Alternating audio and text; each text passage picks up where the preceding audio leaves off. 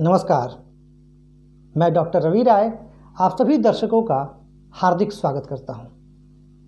प्रिय दर्शकों, आज चर्चा होगी जन्म कुंडली के पंचम भाव के बारे में और आज हम समझेंगे कि जन्म कुंडली का पंचम भाव इतना महत्वपूर्ण क्यों है।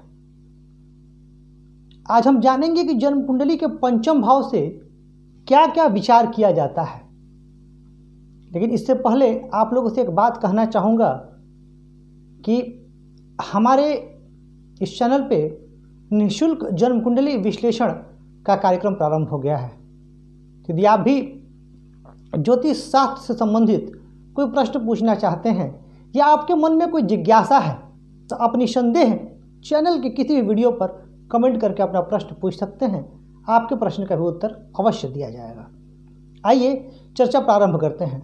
पूर्व में हम प्रथम भाव, द्वितीय भाव, तृतीय भाव और चतुर्थ भाव में चर्चा कर चुके हैं। हालांकि यह जो मैंने कुंडली बनाई है यह काल पुरुष की कुंडली है, मेष लग्न की।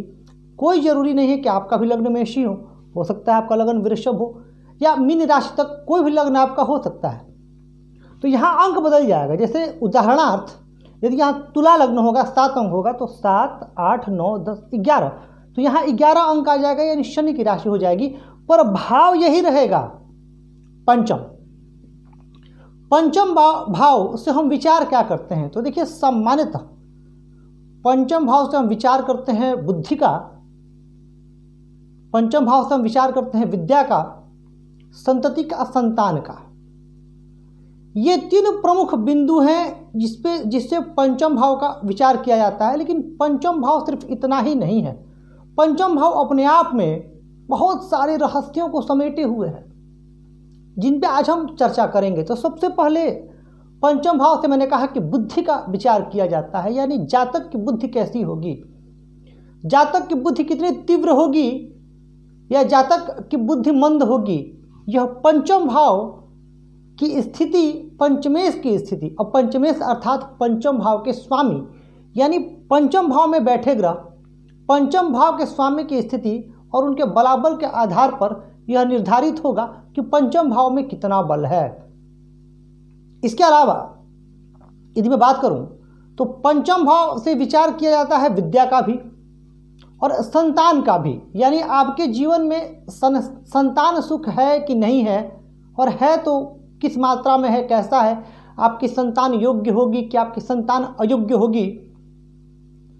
इन सभी बातों का, इन सारी बातों का विचार हम करते हैं जन्म कुंडली के पंचम भाव से। बहुत महत्व है इस भाव का। आप कितने विवेकशील होंगे, देखिए विवेक का होना बहुत जरूरी है। हो सकता है कोई बहुत धनवान हो या किसी को विरासत में बहुत धन मिल गया हो, पर यदि उसके पास विवेक नहीं है तो उस धन का उपयोग वो ठीक से नहीं कर पाएगा और अंत में वो उसे नुकसान ही उठाना पड़ेगा। इसीलिए मैंने कहा कि पंचम भाव बहुत महत्वपूर्ण है और बहुत सारे कारण हैं। इसके पीछे कारण यह है कि यह है जन्म कुंडली का नवम भाव। नवम भाव से हम भाग्य का विचार करते हैं और यह भाव नवम से नवम हो जाता है, यानी भाग्य भाव से ये नवम का संबंध बनाता है, यानी इससे हम प्रारब्ध को जोड़ करके देखते हैं इस भाव से, यानी कहीं ना कहीं हमारे पूर्व जन्म के कर्मों का भी एक इशारा है यह भाव।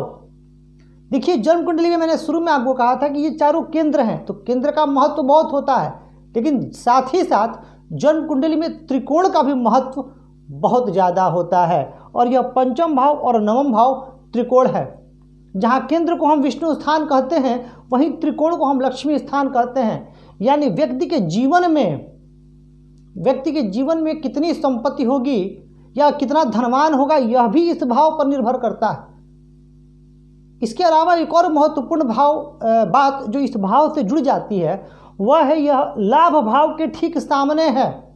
अब लाभ कैसे होगा तो लाभ हमें बुद्धि से होगा, इसलिए बुद्धि के ठीक सामने लाभ भाव। कितना प्रासंगिक है ज्योतिष शास्त्र और कितना साइंटिफिक है, हमें यहाँ से समझ में आ रहा है। तो प्रमुख बातों का तो विचार हो गया। अब मैंने क्या कहा आपसे, नवम से नवम होने की वजह से यह भाव हमारे पूर्व जन्म के कर्मों की तरफ भी इशारा करता है। इसके अलावा पंचम भाव से यह भी विचार किया जाता है कि हमारी क्रिएटिविटी कैसी होगी, हमारी रचनात्मकता कैसी होगी, हम कितने क्रिएटिव होंगे। पंचम भाव प्रेम प्रसंग का भी भाव है। जीवन में कई लोग ऐसे होते हैं जिन्हें प्रेम हो जाता है, तो उन्हें प्रेम सुख मिल पाएगा कि नहीं मिल पाएगा, इसका विचार भी पंचम भाव के बलाबल के बाद ही करना चाहिए। यह भाव मनोरंजन का भी भाव बनता है, मनोरंजन से भी इस भाव को जोड़ करके देखा जाता है। इसके अलावा जो पंचम भाव है,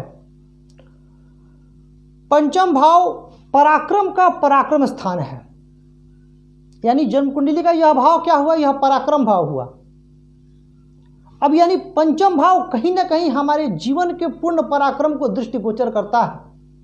यह भाव जहां एक झटके में काम शुरू करा देता है, यह भाव कहता है कि ठहरो, हैव पेशेंस, इसलिए इसे धैर्य से भी जोड़ के देखा जाता है।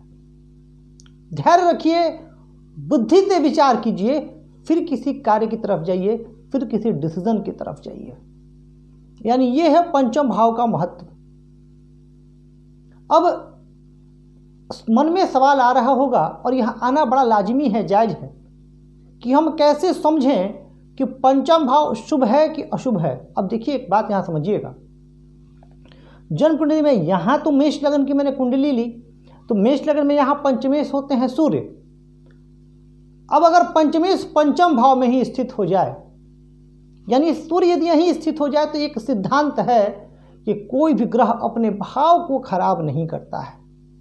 हर व्यक्ति को अपना घर प्रिय होता है, और यही सिद्धांत यहां भी लागू होता है।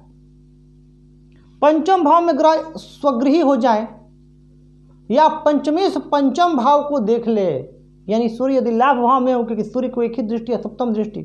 अब यदि सूर्य लाभ भाव में स्थित हो जाए और अपनी सप्तम दृष्टि से पंचम भाव को देख ले, तो भी पंचम भाव बली है। देखिए, पंचम भाव के कारक ग्रह होते हैं देवगुरु बृहस्पति। अब देवगुरु बृहस्पति की अगर दृष्टि आ जाए पंचम भाव में, तो उससे उत्तम कुछ नहीं। फिर ऐसे व्यक्ति के जीवन में, मैं बात यहाँ दृष्टि की कर रहा हूँ, मैं यह बात देवगुरु की स्थित होने की नहीं कर रहा हूँ, इसको जरा गौर कीजिएगा।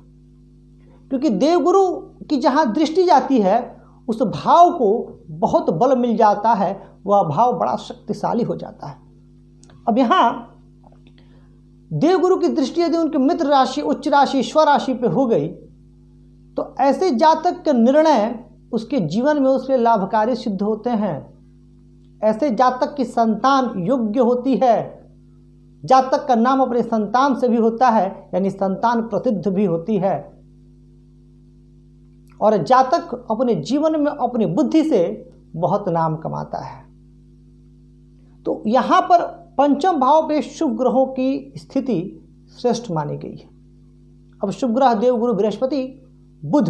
अब बुध यदि पंचम भाव में स्थित हो गए, तो पंचम भाव चूंकि बुद्धि का भाव और बुध बुद्धि के कारक, बहुत सुंदर मेल हो जाता है दो बुद्धि के घटकों का, और फिर जातक बहुत ही बुद्धिमान होता है, और जातक अपनी बुद्धि से एक नया कीर्तिमान स्थापित करता है। यह महत्व है पंचम भाव का।